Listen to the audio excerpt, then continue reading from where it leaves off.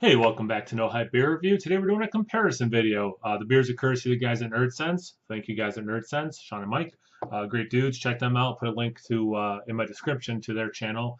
That we've done reviews together, both in person and online. I talked about them a lot. They're great. Anyway, yeah. So we have Sprang and we have Big Sprang, and I have had Big Sprang. I want to say probably about a year ago. I did a review of it. Kolsch inspired ale. These are both from Trillium. Very similar labels. Oh, it's got two. It's big. Anyway, Kolsch inspired from them. I remember it's Nelson Savan, how do you pronounce it? Has some of that grape note in this, and this is a bigger version of this. Unless I'm forgetting, I've never had the regular Sprang. I gotta keep them straight which one's which.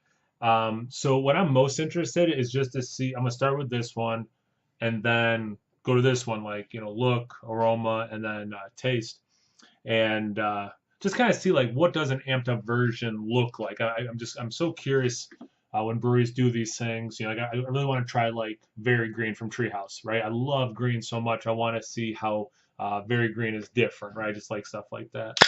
So anyway, let's get into it. I did roll the cans. I don't know if that'll make a difference in terms of haziness and sediment and all that.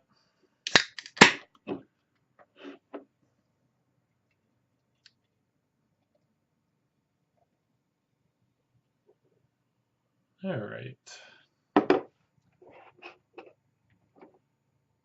Pretty similar in look. Um, yeah, this one's a this one's a hair cloudier. It looks like this one's a hair darker. Pretty close. Head retention's close. Look of everything actually is really close. So kind of boring. Let's get into the aroma though. This could be quite challenging. We'll see. Because again, this is not a style I know very well, and I've only had this one once. So we'll see.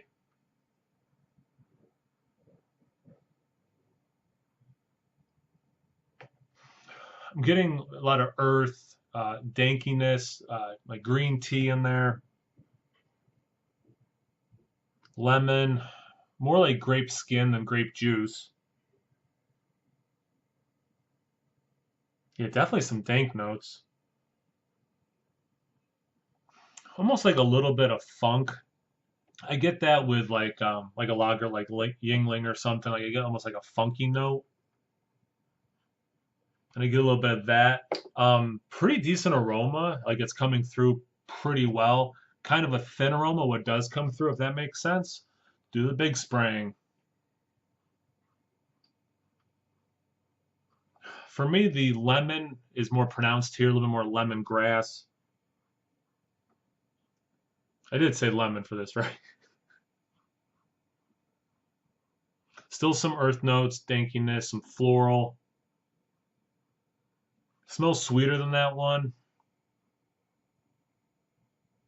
This one I get more white wine, whereas this one I got just actual grape skin. This one actually is more white wine, which I get a lot with that hop, which I'm not surprised about.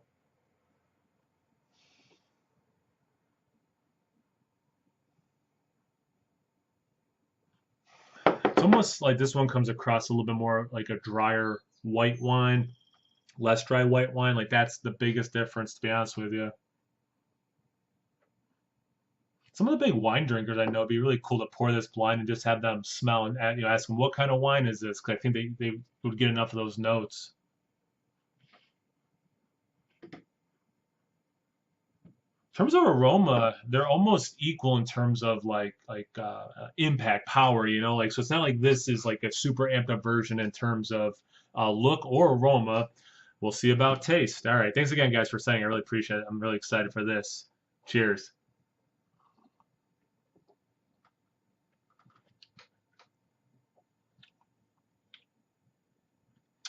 Decent number of the things in the aroma come through in the taste.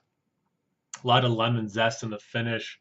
I get some a little bit of Granny Smith apple that I didn't get in the aroma. Not a ton. It's not. It's interesting. It has that flavor without being sweet or tart. It just has what's left of it of that flavor. Um, Definitely an herbal note, some floral.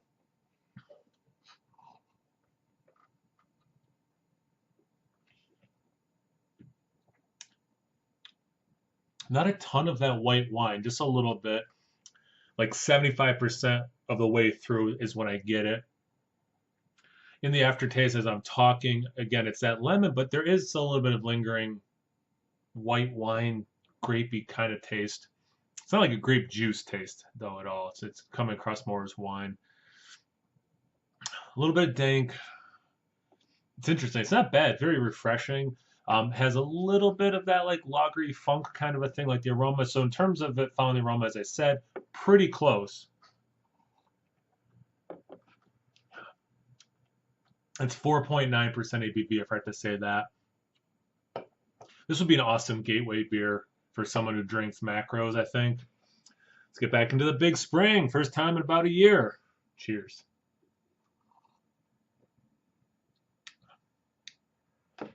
Not that this is too sweet, but it's definitely sweeter than this one. Makes sense. ABV is bigger. More sugars in it to get that ABV up. Some of it stays, adds the sweetness. But I don't think anyone would be like, this is a dessert beer. It's not like that. Same thing, just muted more in the finish is the lemon. And then maybe a tweak more is the white wine. Definitely floral, like herbal tea. Jeez.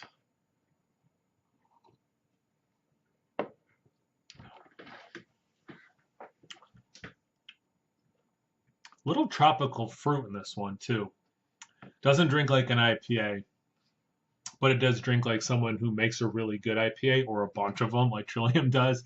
And they did a Kolsch inspired ale, and some of that is coming through. That's kind of more what it is. So, like I was saying about this one, like people who drink macros, this would be a good gateway. People who like the only craft stuff they drink is IPAs. This might be a good gateway to be like, all right, there's other styles. Also, like try this one, and then maybe you'll want to try a Kolsch soon. You know, kind of a thing. Um, I'll do one more swig and see if I get anything else.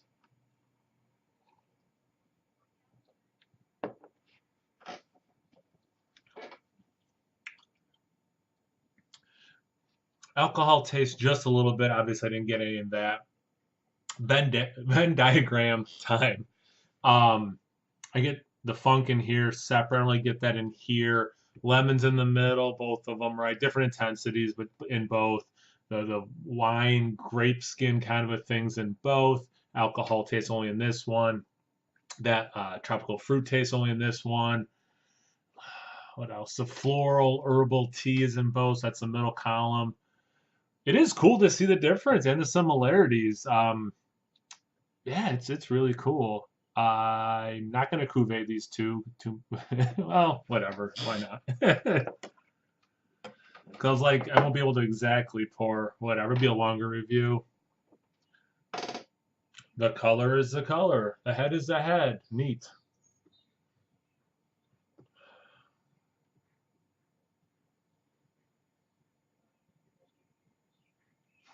It's a nice mix. I am pulling, maybe since I've tasted, I am pulling some of that tropical fruit in the aroma. That's the most radically different thing I'm getting together versus the solo.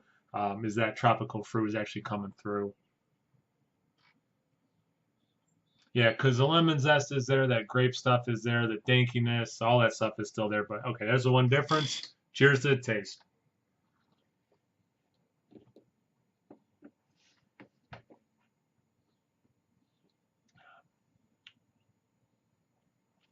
I like these better separate.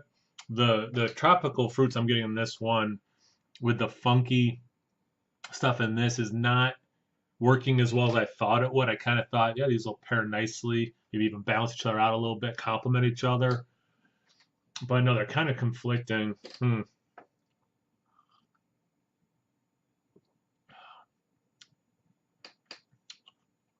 lemon is all over the place. It's okay. That's interesting. Yeah, it's almost how to describe this. It's not like these two things came together and melded. It's almost like these two things are fighting each other in my mouth. Like it's not the product of its sums. Drink these separate as far as I'm concerned. Thanks again, guys at Nerdsense. Really appreciate it. I've been working all day painting, so I'm looking forward to drinking a lighter beer and then also throwing in. Sorry, the screen went dark. Anyway, Check me out on Instagram on Tapped. No Hype Beer Reviews at both those places. And as always, please like, comment, subscribe. Most importantly, double fist, but I can't turn the video off. Cheers.